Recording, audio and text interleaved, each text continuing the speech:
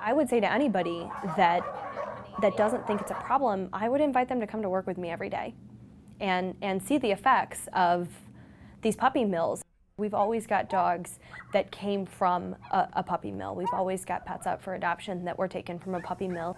They are usually horribly matted to the point where they have a skin condition under all the hair, and they're infested with fleas and with ticks, and they're usually very underweight and, like I said, horribly unsocial. They have intestinal parasites.